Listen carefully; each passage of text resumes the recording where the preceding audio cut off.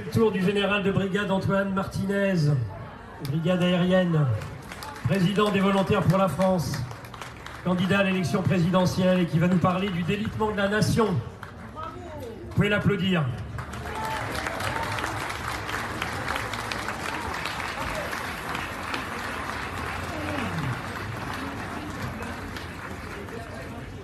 Impressionnant. Bonjour à tous. Bien, je crois que nos candidats à l'élection devraient avoir du travail pour analyser tout ce qui se sera dit aujourd'hui ici. Je voudrais d'abord parler un peu du calendrier. Ce 26 mars 2022 est le 60e anniversaire, si on peut dire, de ce massacre qui a eu lieu rue d'Isly à Paris. J'ai une pensée particulière pour les victimes de cette journée. Et le calendrier est présent, puisqu'il y a à peine une semaine, nous étions le 19 mars, date qui a déjà été évoquée par certains tout à l'heure, qui a été commémorée sur notre territoire, alors que c'est une date qui est célébrée par notre ennemi de l'autre côté de la Méditerranée. C'est une véritable offense que nos autorités acceptent en autorisant une telle célébration chez nous. Elle devrait disparaître. Et puis toujours sur ce calendrier, il y a aussi 60 ans dans cette histoire qui est devenue dramatique avec la décolonisation de l'Algérie. Au mois de juillet, très bientôt, le 5 juillet, il y aura 60 ans aussi de cette barbarie qui a été utilisée, engagée par les Algériens pour célébrer leur indépendance. Nous avons là le véritable crime contre l'humanité. Là, c'est un crime contre l'humanité, contrairement à ce que le président de la République, encore pas président, lors d'un déplacement en Algérie, avait accusé la France de crime contre l'humanité.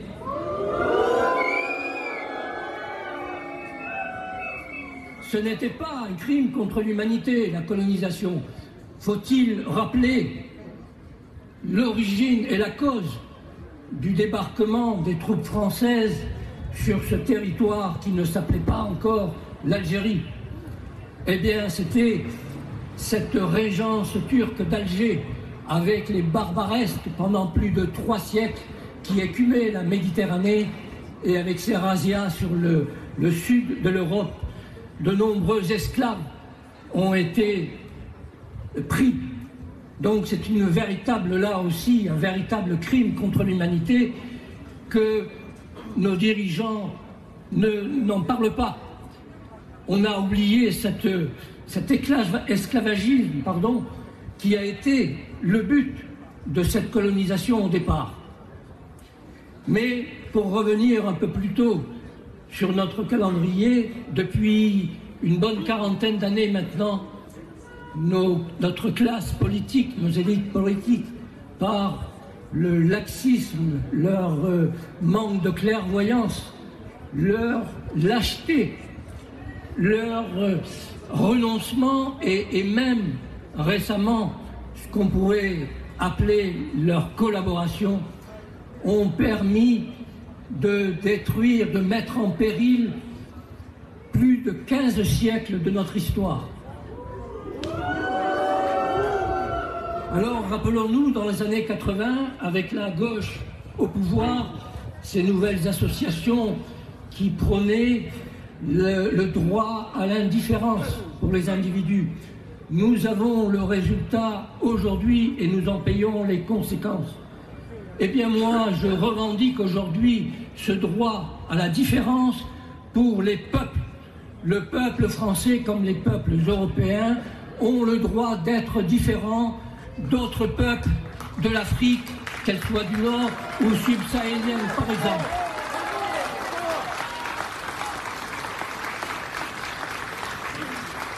Les conséquences de ces 4 ou 5 décennies qui sont passées, eh bien, c'est ce fameux délitement évoqué dans cette tribune dite des généraux, en fait une lettre ouverte adressée au président de la République, au gouvernement et à nos parlementaires pour leur faire constater la situation dans laquelle notre pays est arrivé.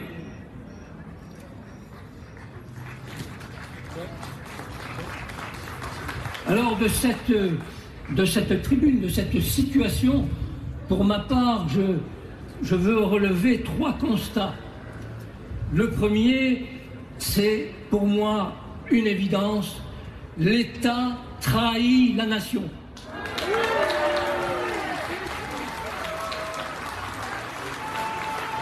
Et nos dirigeants, plutôt que de corriger le cours de l'histoire avec cette immigration de masse injustifiée, massive, incontrôlée, qui nous mène, si rien ne change, à la guerre civile, eh bien, ces dirigeants, plutôt que de corriger le cours de la situation, eh bien, accompagnent ce processus. C'est insupportable.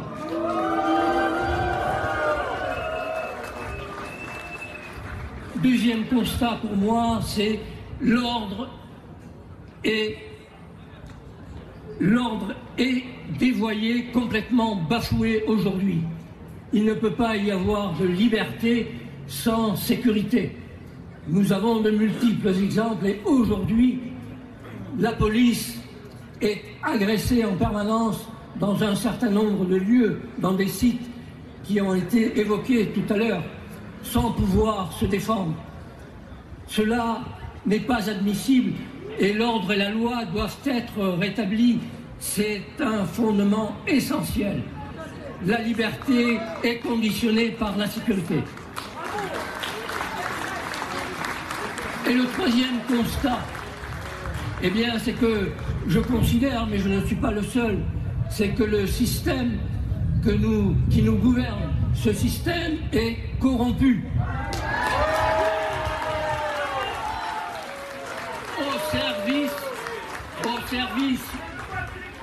Au service d'une oligarchie guidée par une idéologie mondialiste et progressive, dont l'objectif est de supprimer les frontières et vise à faire disparaître les nations pour satisfaire en fait une ère nouvelle, celle d'un nouvel ordre mondial que nous ne voulons pas.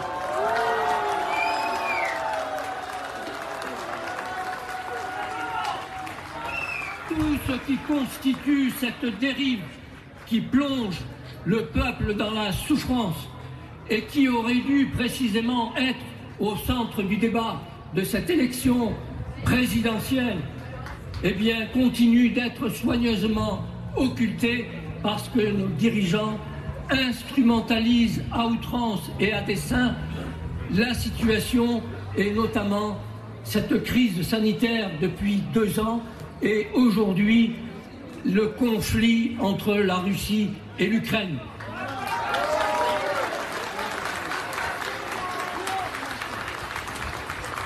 Sur cette crise sanitaire, sans m'étendre, il y a un certain nombre de choses à dire contrairement sur la gestion de cette crise, contrairement à ce qui a été dit. Cette gestion a été désastreuse.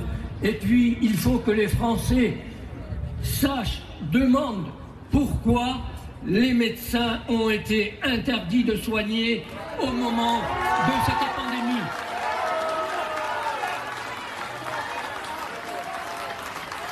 Parce qu'il y a bien une raison. Il faudra que certains rendent des comptes devant les Français.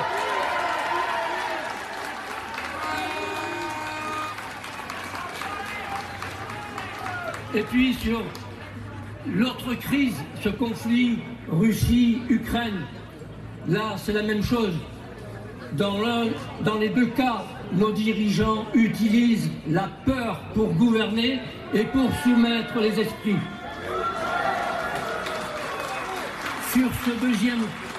sur cette deuxième crise, ce conflit entre la Russie et l'Ukraine, la France aurait pu être un médiateur essentiel dans ce conflit qui n'aurait pas dû être déclenché.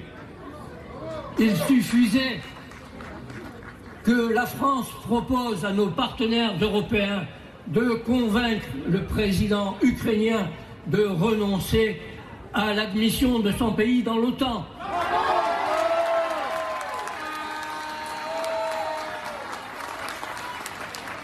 Finalement, dans cette guerre, il y a des victimes, bien sûr, et nous devons montrer notre compassion à l'égard de ces victimes, des Ukrainiens.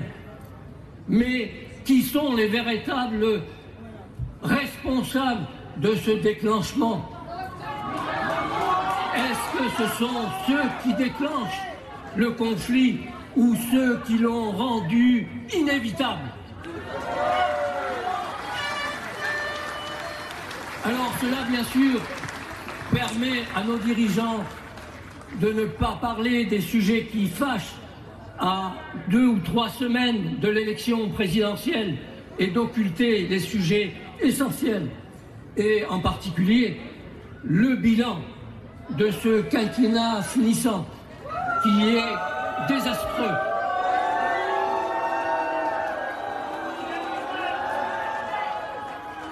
Je ne m'étendrai pas, parce que vous le connaissez, sur le plan économique, la dette avoisine maintenant les 3 000 milliards d'euros. Les déficits publics sont très supérieurs à la croissance de l'économie. Le déficit de la balance commerciale approche les 100 milliards d'euros. Et en ce qui concerne le chômage, contrairement à ce qu'on nous dit, il est très supérieur à celui de nos partenaires européens. Alors ce lourd bilan, celui de ce quinquennat, a fortement contribué au déclassement de la France en perdition aujourd'hui, mais déclassement qui est amplifié également par une immigration de peuplement injustifiée et qui nous est hostile.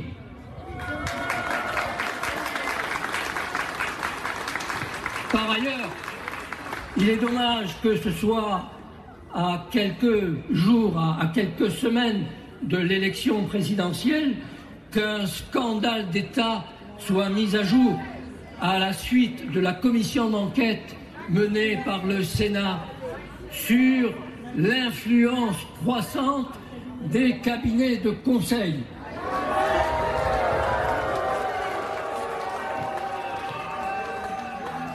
Ce que révèlent les faits, c'est un acte de trahison dirigé contre les intérêts de la France et des Français, ce que la loi désigne comme l'atteinte aux intérêts supérieurs de la nation.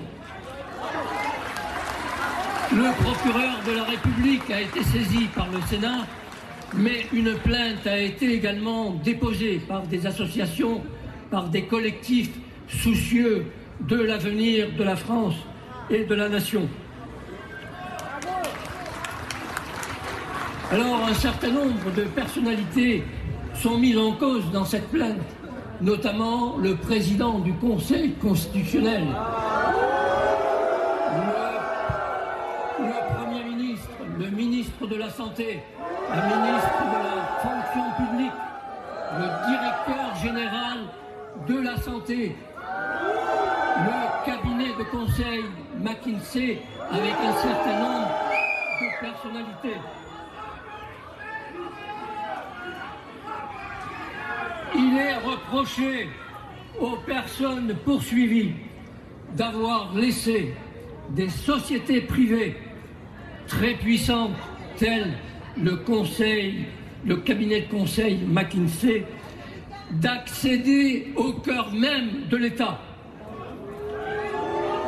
Il s'agit, selon les termes utilisés dans cette plainte et par le Sénat, d'un phénomène tentaculaire Et l'enquête a montré que les cabinets privés ont désormais, au minimum, une influence avérée sur la décision publique. C'est purement scandaleux. Tout cela nous amène à ce que nous avons vécu pendant cette crise sanitaire, et les décisions qui ont été prises par le gouvernement sont-elles véritablement les siennes propres ou celles préconisées par ces cabinets de conseil? Et tout cela se fait dans une opacité totale. Or, ce qu'il faut savoir, c'est que ces cabinets ont ainsi accès à une masse considérable d'informations et de renseignements sur le fonctionnement même de notre État, dans ses moindres rouages. Et donc il est impossible de déterminer si certains n'ont pas un caractère confidentiel, voire révèlent du secret d'État ou du secret défense. C'est inadmissible. La conséquence est que de telles informations pourraient, le cabinet McKinsey France n'étant qu'une succursale de McKinsey Incorporation aux États-Unis, donc de telles informations pourraient tomber dans des mains étrangères, soit des sociétés étrangères, sociétés privées, mais même le gouvernement américain. Ce qui est de nature à en mettre en cause notre souveraineté nationale. Cela est inadmissible. On peut donc parler d'atteinte aux intérêts fondamentaux de la nation et de trahison.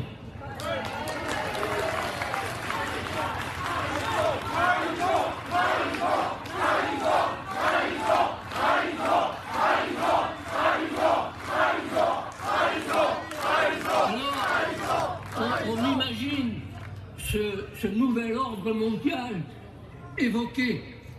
On voit bien que ces sociétés privées au service de cette oligarchie est en train de noyauter l'État, et pas seulement le nôtre, puisque le seul cabinet McKinsey, sachez-le, œuvre dans 65 autres États. On comprend mieux aujourd'hui l'évolution, la situation, la gestion qui a été faite de cette crise sanitaire pendant ces 2 dernières années. Et on voit le danger de ce que représentent ces sociétés à la merci, au service de cette oligarchie, de ce nouvel ordre mondial. Alors, avoir servi l'État et la nation sous l'uniforme fait de nous des citoyens à part entière, des citoyens responsables, soucieux de l'avenir de notre patrie et de la nation. C'est la raison de notre présence ici aujourd'hui, pour défendre notamment le droit de notre pays et de son peuple à la continuité historique, et donc le droit de défendre notre identité et notre souveraineté. Nul ne peut nous contester ce droit, qui est pour nous d'ailleurs un devoir. Il faut d'ailleurs rappeler que ceux à qui la France a confié son épée, exercent un sacerdoce, mais au profit avant tout du peuple qu'ils sont chargés de protéger et de défendre.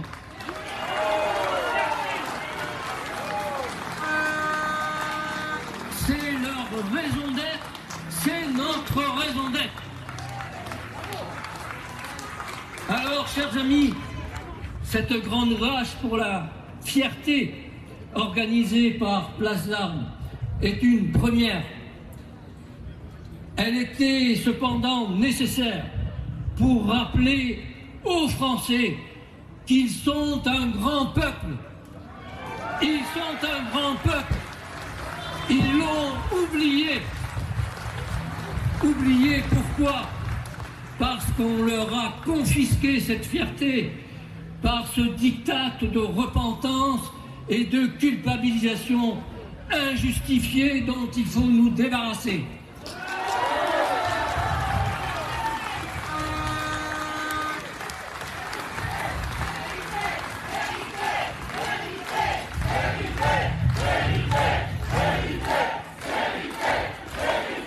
Les Français sont un grand peuple qui doivent retrouver leur fierté. Cette grande marche d'aujourd'hui doit également nous rappeler, à nous qui avons porté l'uniforme, mais également à ceux qui le portent aujourd'hui, que nous ne sommes pas des mercenaires au service d'un quelconque employeur, mais des patriotes convaincus au service de la France, notre patrie.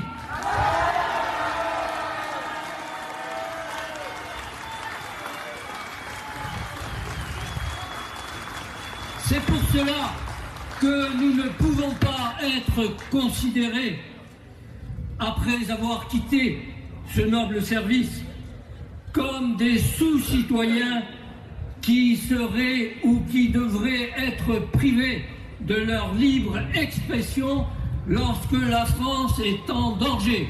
Et la France est aujourd'hui en grand danger.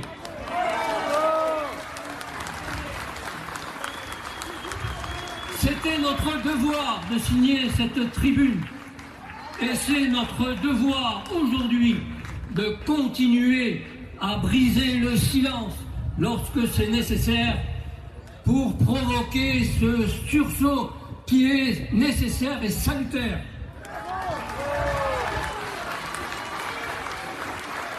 Il faut donc que le peuple français, qui a été plongé au cours de ces 2 dernières années dans la souffrance, eh bien, en raison de ce délitement que nous avons dénoncé, eh bien, qu'ils comprennent que c'est de la survie de la nation qu'il s'agit aujourd'hui et que vous avez un travail à accomplir. Alors, aux urnes, citoyens, vive la France!